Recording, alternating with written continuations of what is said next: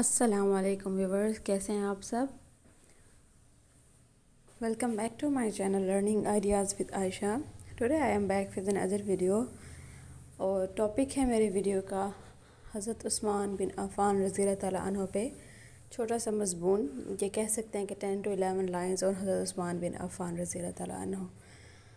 حضرت عثمان بن عفان رضی اللہ تعالیٰ عنہ تیسرے خلیفہ راشد 576 عیسوی میں پیدا ہوئے. آپ کا تعلق قریش کی شاخ بنی امیہ سے تھا. آپ کے والد کا نام عفان اور والدہ کا نام عروہ تھا. اسی وجہ سے آپ کو حضرت عثمان بن عفان کہا جاتا ہے، کیونکہ آپ کے والد کا نام عفان تھا. آپ رضی اللہ تعالیٰ عنہ نے زمانہ جاہلیت میں پڑھنا لکھنا سیکھ لیا. اسلام کے ابتدائی دور میں حضرت ابوبکر صدیق رضی اللہ تعالیٰ عنہ کے ہاتھ پر اسلام قبول کیا، اور آپ اسلام قبول کرنے والے چوتھے مرد شمار کیے جاتے ہیں.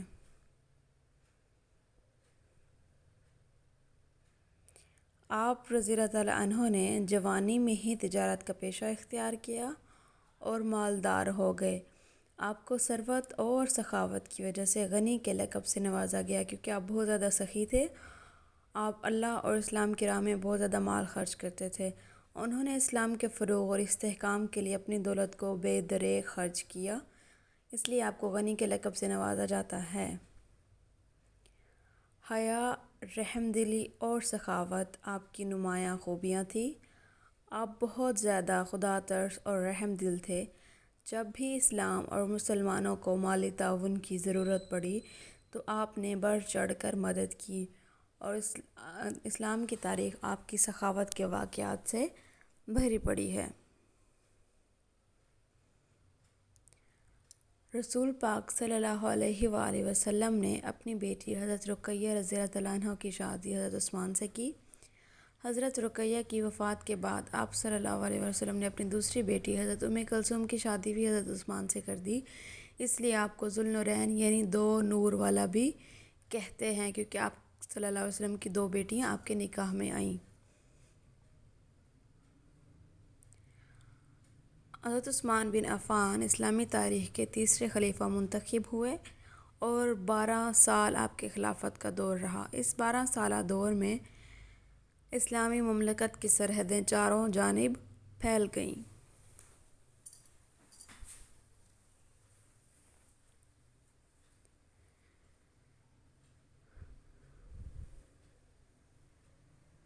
آپ کے دور خلافت میں انجام دی گئی خدمات درج ذیل ہیں.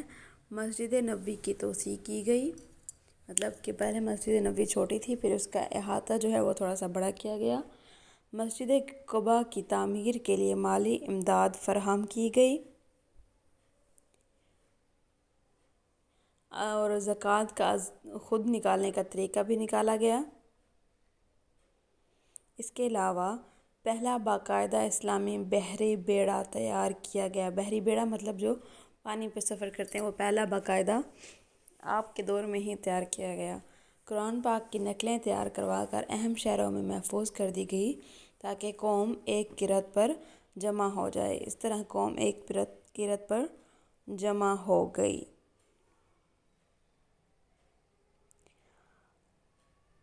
آپ رضی اللہ تعالیٰ عنہ کا دور چونکہ 12 سال پر محیط تھا، اور آپ کے عہد کے آخری حصے میں بہت زیادہ اندرونی سازشیں شروع ہو گئی. کوفہ، بصرہ اور مصر کی بے شمار سازشی 35 ہجری کے آخر میں حجاج کرام کے بھیس میں مدینہ پہنچے، اور انہوں نے حضرت عثمان رضی اللہ تعالیٰ عنہ کے گھر کا محاصرہ کر لیا.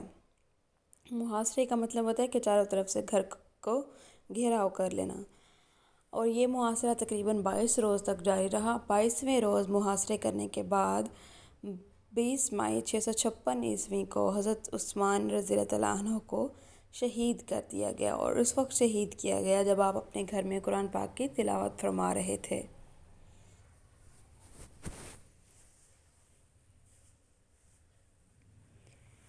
آپ رضی اللہ تعالیٰ عنہ کو قبرستان جو مدینہ مسجد نبوی کے ساتھ واقع قبرستان، جس کو ہم جنت البقیع کہتے ہیں، اس کے مشرقی حصے جس کو حشق و قب کہتے ہیں اس میں دفن کیا گیا۔ آپ رضی اللہ تعالیٰ عنہ سے 146 احادیث مروی ہیں۔